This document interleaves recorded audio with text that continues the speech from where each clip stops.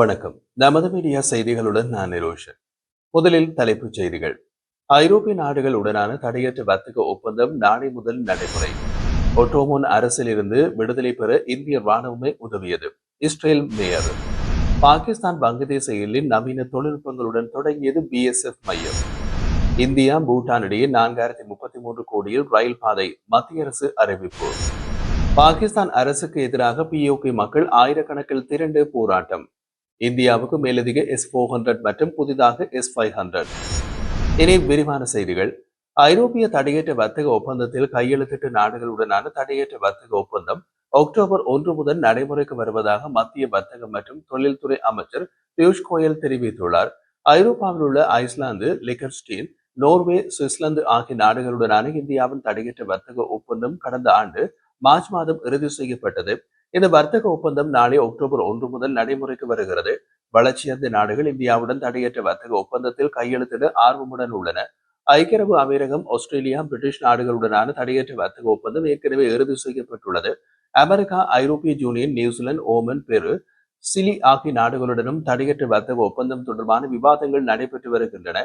அதேபோல் Qatar, Bahrain ஆகிய நாடுகளும் இந்தியாவுடன் தடையற்ற வர்த்தக உறவை நடத்த விருப்பம் தெரிவித்துள்ளன என்று அவர் தெரிவித்தார்.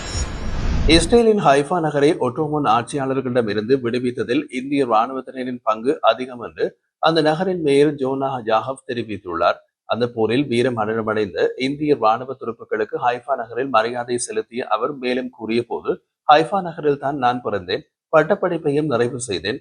ஒட்டோமான் அரசிடமிருந்து ஹைஃபா நகருக்கு பிரிட்டிஷ்காரர்கள் விடுதலை பெற்று தந்தார்கள் என்றே நகர் முழுவதும் கூறுவதை கேட்டு வளர்ந்தேன். ஆனால் வரலாற்று ஆய்வாளர்கள் சிலர் ஒரு நாள் என்னை சந்தித்தார்கள்.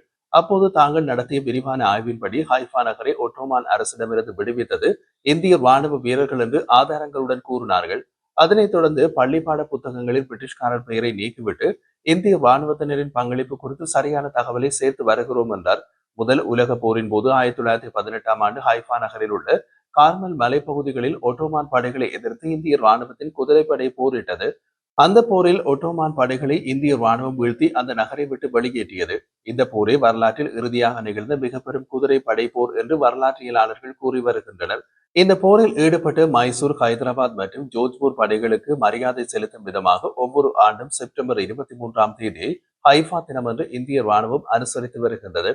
ஹைஃபா நகரில் உள்ள ராணுவ வீரர்கள் நினைவிடத்தில் இந்த நிகழ்ச்சியை இந்திய தூதரகம் ஏற்பாடு செய்கின்றது.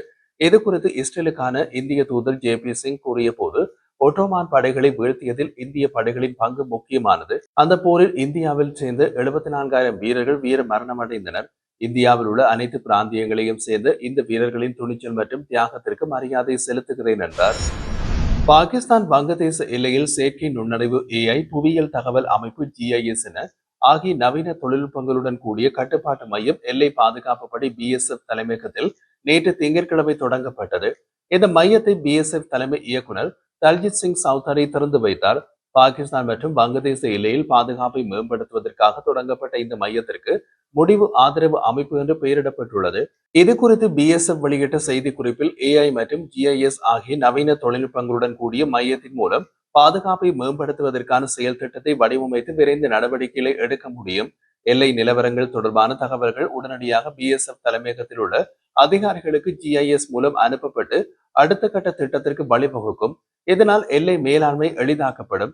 அடுத்த கட்டமாக திறந்தவெளி உளவுத்துறை கருவிகள், பெருந்தரவுகள் மற்றும் இந்திய வானிலை மையத்தின் தரவுகளுடன் இந்த மையம் இணைக்கப்படும் என்று தெரிவிக்கப்பட்டுள்ளது.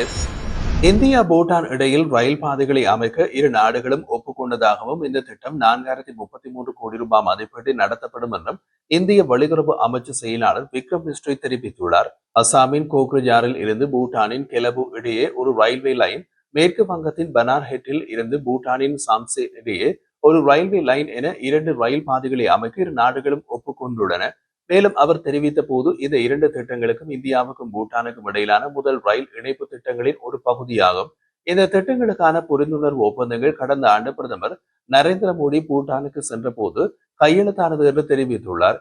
இந்த திட்டம் குறித்து குறிப்பிட்டுள்ள மத்திய ரயில்வே அமைச்சர் அஸ்வினி வைஷ்ணவ், இந்தியா பூட்டானின் மிகப்பெரிய வர்த்தக பங்காளி. பூட்டானின் பெரும்பாலான வர்த்தகம் இந்திய துறைமுகங்களின் வழியேதான் நடக்கிறது.